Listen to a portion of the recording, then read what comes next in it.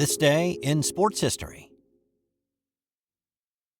This episode is brought to you by Firefly Books, and with you being a sports fan just like me, here's 2 suggestions for your next great sports read. If you love basketball, then you need to add Dave Zarum's book, NBA 75, The Definitive History. Uncover untold stories of triumph, controversy, and the greatest stars of the game. From the league's humble beginnings to its modern glory, it is a courtside seat to 75 years of NBA history. And if you're a golf fanatic, then you gotta check out Matt Adams' book, The Golf Round I'll Never Forget. I've used it as a reference in this podcast over the past year for lots of stories that I've done, and I can tell you from experiencing it, this is a great book. Relive 50 of golf's most memorable moments through the eyes of the legends themselves. It's the closest you'll ever get to walking the fairways with the greatest to ever play the game. Grab your copy of NBA 75 or The Golf Round I'll Never Forget, available from Firefly, wherever you get your books. It's July 7th, and on this day in 2002, former NBA player Bison Délé disappeared, never to be seen again. Strong hand, Grant dishes to Bison Délé for the dunk. Same old story for the Pistons. How about the Pistons? They're 20-12 after winning 6 straight. Bison Délé inside for the slam. How about that? Délé played under the name Brian Williams for most of his NBA career. By 2002, he'd been out of the league for 3 years, retiring suddenly prior to the start of the 1999 season at the age of 30. It was a surprising move, considering he was the Detroit Pistons' highest-paid player at the time, with 5 years remaining on a $36 million contract.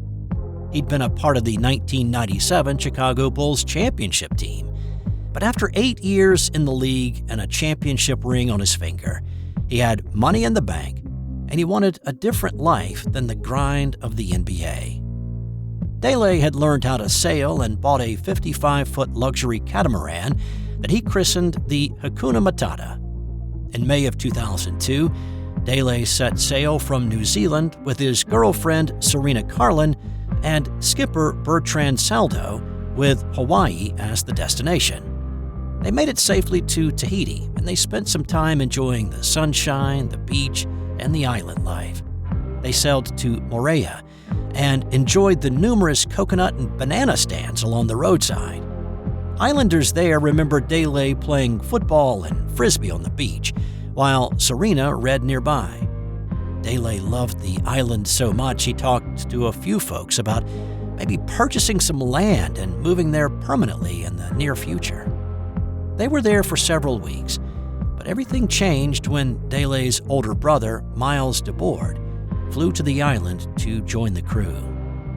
Délé and his older brother's relationship had been contentious for several years. Whether he'd been invited to join the pleasure cruise or he just showed up unannounced, it's not known, but the group set sail a short time after Miles showed up. They had a satellite phone on board the boat, and Délé and Carlin had been keeping regular contact with family and friends throughout their trip. The last time their family had heard from them was on the 7th. After that, the only satellite phone calls made were by DeBoard. On July 20th, the luxury white catamaran pulled back into Tahiti with only one occupant, Miles DeBoard. DeBoard moored the boat, spent a few weeks more in Tahiti mingling with the islanders, and then he caught a flight to Los Angeles. Concern about Délé, Carlin, and Saldo grew, but it wasn't until DeBoard tried to buy $150,000 in gold in Phoenix using his brother's passport that suspicion really started to focus on him. Law enforcement wanted to ask him some questions. DeBoard fled to Tijuana with the FBI in pursuit, wanting to get some answers to those questions. At this point, French police in Polynesia had located the boat, now under a different name. They also found bullet holes in the hull. They learned that DeBoard had purchased 200 pounds in weights before the boat departed Tahiti with a full crew of 4. Both French and U.S. authorities started putting the pieces of this puzzle together and came up with a picture of what they believe happened. Their theory was that DeBoard shot Délé, Carlin, and Saldo, and then tied the weights to their bodies, dumping them somewhere in the Pacific. DeBoard told his girlfriend that he and Délé got into an argument on the boat, with Bison accidentally striking Carlin in the head, causing her to fall. And when she hit her head on the side of the boat, she died.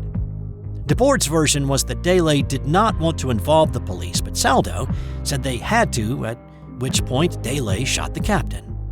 A fight between Délé and DeBoard resulted in DeBoard shooting Délé in self-defense.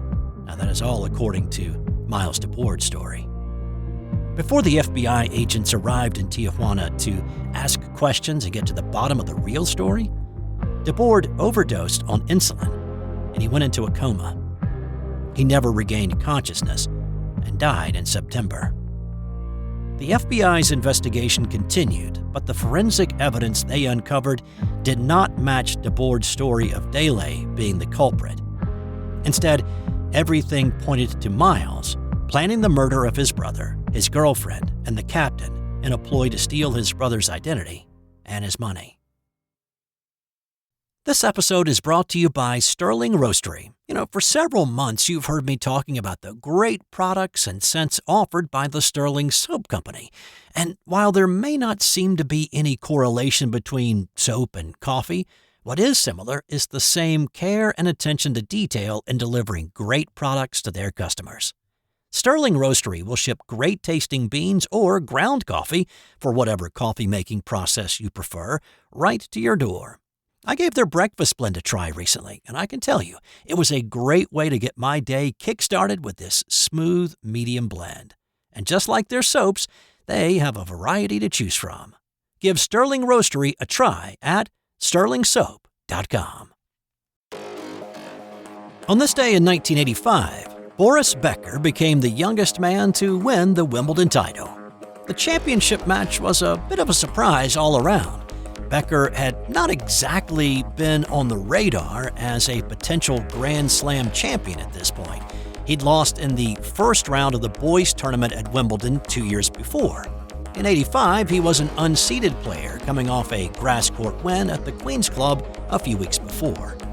In Wimbledon, he survived a 5-setter in the third round against Sweden's Joachim Nyström, followed by another 5-set match against American Tim Maia. Wins over Henri Cochet and Anders Järryd put him in the final against Kevin Curran, who had beaten top seed and two-time defending champ John McEnroe in the quarters, and then knocked off third seed and two-time Wimbledon champ Jimmy Connors in the semis. Becker was one of the first modern power players in men's tennis.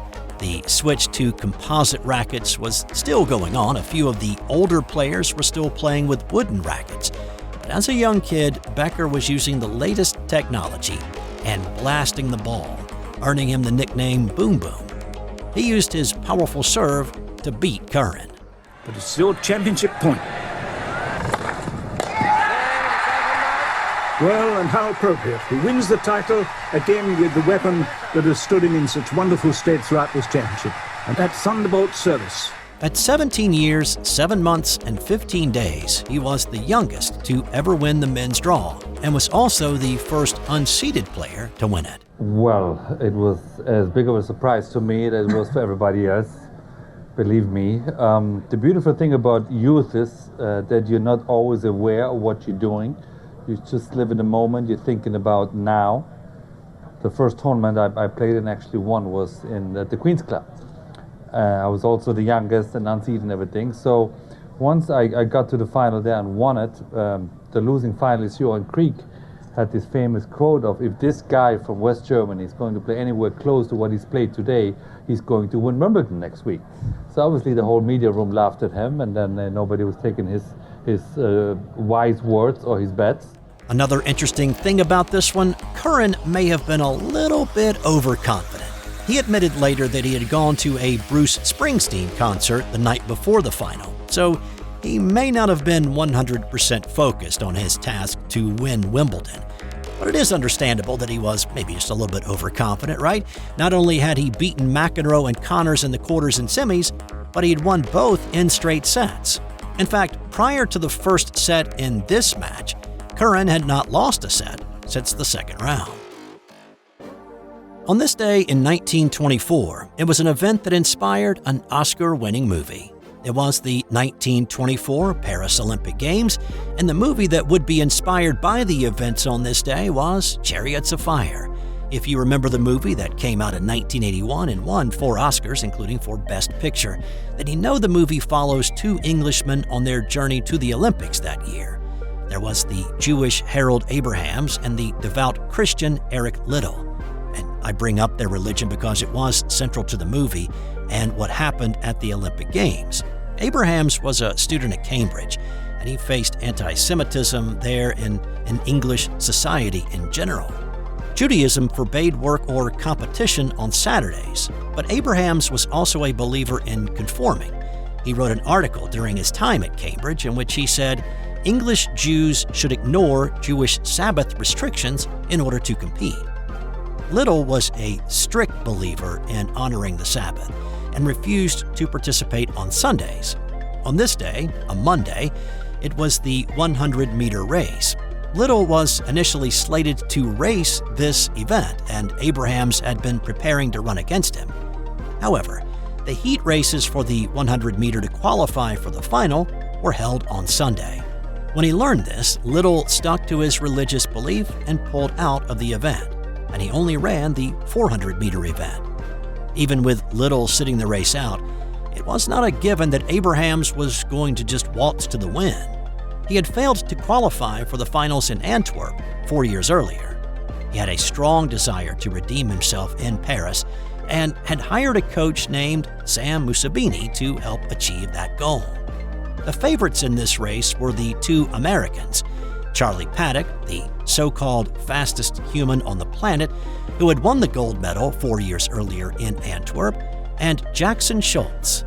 When the race started, Abrahams got a great start in lane 5, and he outraced Schultz to the tape, winning by a foot. The stopwatch read 10.6 seconds, Schultz at 10.7, and Paddock a distant 5th at 10.9 seconds. The movie depicts Abrahams losing in the 200-meter final before the 100-meter event, but it was actually the other way around. He won the 100-meter gold, one of only 9 the English won during the 24 Olympics, before failing to medal in the 200-meter 2 days later. Liddell would go on to win the 400-meter event on Friday, July 11th, setting a world record in the process. On this day in 1912, Jim Thorpe won 4 of the 5 events in the Olympic Pentathlon and took the gold medal. This was the first time the pentathlon was offered as an event during the Olympics, and all 5 events took place on this day. He started off besting Ferdinand Bia in the long jump, finishing 3rd in the javelin, then winning the 200-meter run, topping fellow American and future IOC president Avery Brundage in the discus throw, and then closing out the day with a 5-second win in the 1,500-meter to destroy the competition. However, the gold medal he won on this day would be stripped in 1913, and I've talked about this in another edition of This Dish, but I'll talk a little bit more about it on the July 15th edition, when Thorpe pulled off yet another amazing Olympic feat. On this day in 2009, the Colorado Rockies' Alan Embree became just the 2nd pitcher to win a game without throwing a single pitch. It was the Washington Nationals playing at Coors Field on this day, and with the score tied at 4 in the top of the 8th, Embree was brought on in relief with 2 outs and a man on first. Before throwing a pitch, Embree threw to first in a pickoff. Austin Kearns, the base runner, had already taken off for second, and now he was caught in a pickle. Embree moved over to first, and when the ball came back to him, he tagged out Kearns for the 3rd out of the inning. In the bottom of the 8th, Embree got pinch hit for, and the Rockies scored a run to take a 5-4 lead.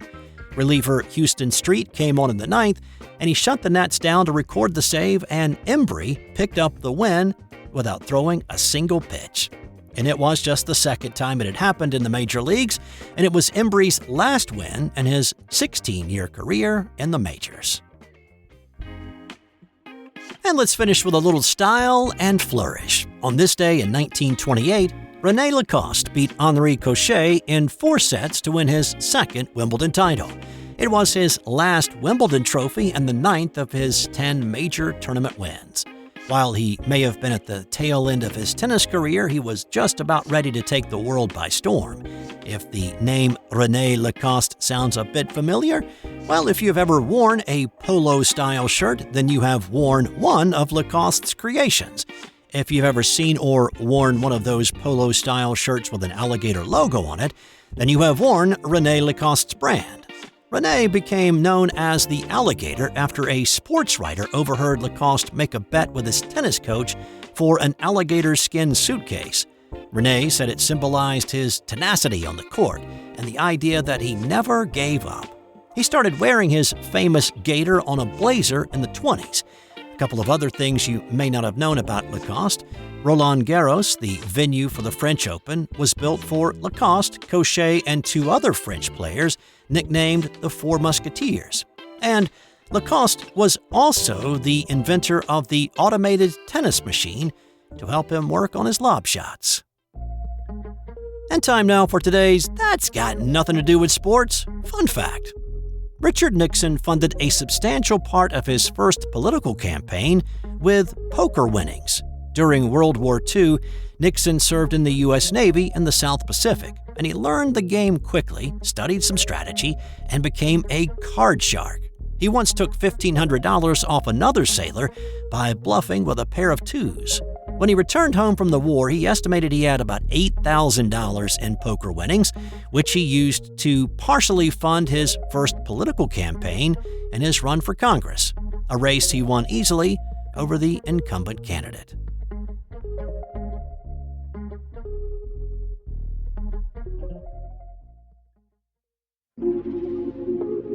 This has been an original Thrive Suite production. The Sports History Network, where legends live on and the past plays loud. Welcome to the place where history's proud.